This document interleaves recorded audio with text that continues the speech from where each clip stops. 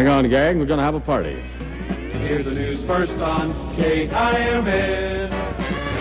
Mile High Denver. The generation that grew up in the 1950s and 1960s had its worldview formed by top 40 radio. Disc jockeys with oversized personalities did wild stunts and played the music that came to be indelibly identified with that time. In Denver, it was KIMN, Kim, located at 950 on the AM radio dial, that captured the hearts of teens. Mile High Denver, it's the sound that's in. It's Tiger Radio, this is Fabulous Kim. It's the sound of success, this is Fabulous Kim. Number one in the West. In any town within listening range, kids and Kim went together. The station was always there, on the little transistor radios that teenagers carried with them to school, on the car radio, on the speakers in the teen boutique sections of department stores. Adams City, Welby, Fort Logan, and Aurora, and Thornton, Denver, in Inglewood, in Littleton, they all listen to Kim.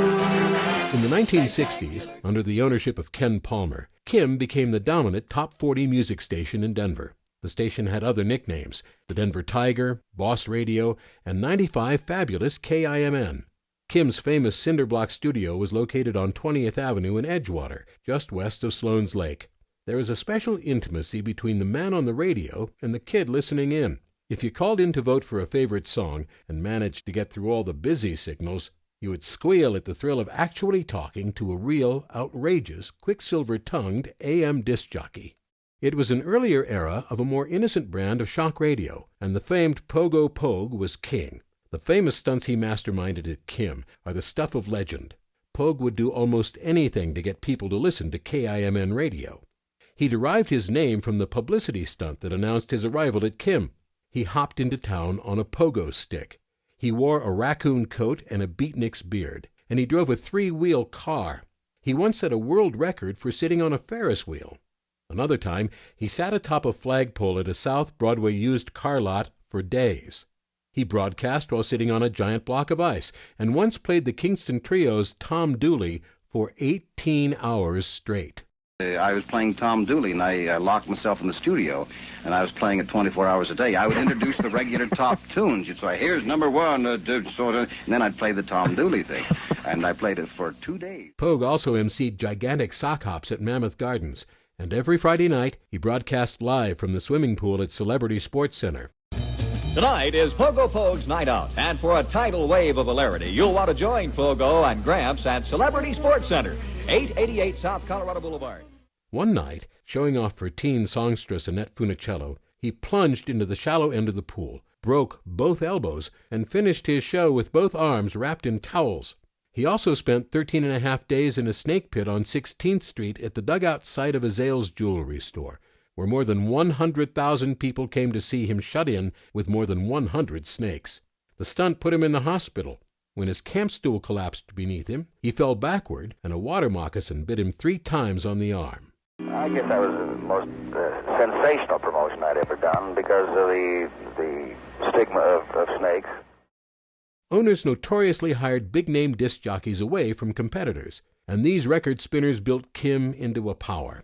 During the prime of his career, J. Mack led the pack of popular KIMN jocks with his cast of crazy characters, including Niles Lishness, Farley McClute, and Betty Jo Bialowski.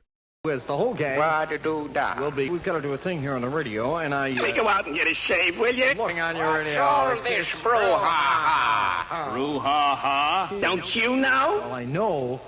Hal Baby Moore witnessed Kim's mid-60s glory days and was consistently voted Denver's top jock in the Harmony Record Shop poll. Cats out there uptight because you lost your chick, huh? I know, man. It's bad time, too. You know, the Christmas season, everybody's getting happy and grooving, and you're out there without no babe, huh? Listen, man, keep your eyes peeled because there's so many honeys in Denver who'll knock your eyes out, huh? Danny Davis was brought to Denver as a headliner jock by Kim in 1968, the year Kim was named Station of the Year by Billboard magazine. Roy Gunderson was known as Roy the Bellboy, the ding-dong daddy of Denver. Ringing the bell, wishing you well. The ding-dong daddy of Denver here on the 950 spot.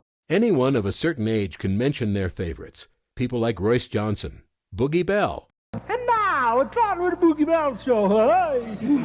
Robert E. Lee. From KIMN Denver 21 till 9 on Robert E. Lee's Radio Network. Bill Hawley, the Night Creature, KIMN. and Chuck Buell. Here's your chance to win a free trip. Listeners participated in contests, which included jocks broadcasting live in bed from a dream house in Denver's new Broomfield Heights suburb. The house went to the listener who guessed most closely the number of continuous hours the jocks could broadcast without sleep. KIMN also created a news department that was second to none in Denver and allowed all family members to listen. New sound nuclear news from KIMN. North, east, west, south. It's news with supersonic speed. It featured the Sky Spy traffic reporting plane, only the fifth such plane in the country. Sky Spy Don Martin began flying above Denver's rush-hour skies for KIMN in 1960, when there was hardly enough traffic to worry about, and Interstate 25 extended only from Broadway to Interstate 70, which he famously named the Mousetrap. And when there weren't enough traffic snarls, Martin would talk about the weather or recite an occasional editorial.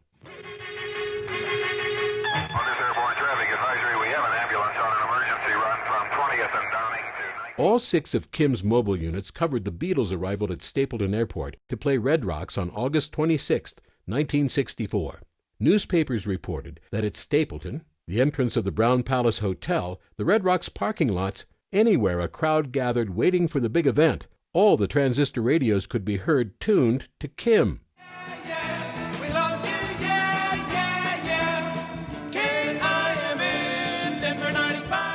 During its heyday, KIMN also highlighted the popular local rock and roll bands, such as the Moonrakers, the Astronauts, the Soul Survivors, the Fog Cutters, and Benzie Crick. That's right. But the Astronauts were giants in this era. The Moonrakers, the Benzie Crick. Benzie Crick was huge in the summer of '67. A lot of those fellows went on Rainy Days. Did you guys play them on the air often? Oh, yeah. Oh, sure. Oh, yes. Indeed, the station helped make local stars out of acts like Denny and Jay, Gary Stites, Ronnie Kay, the Action Brass, and others.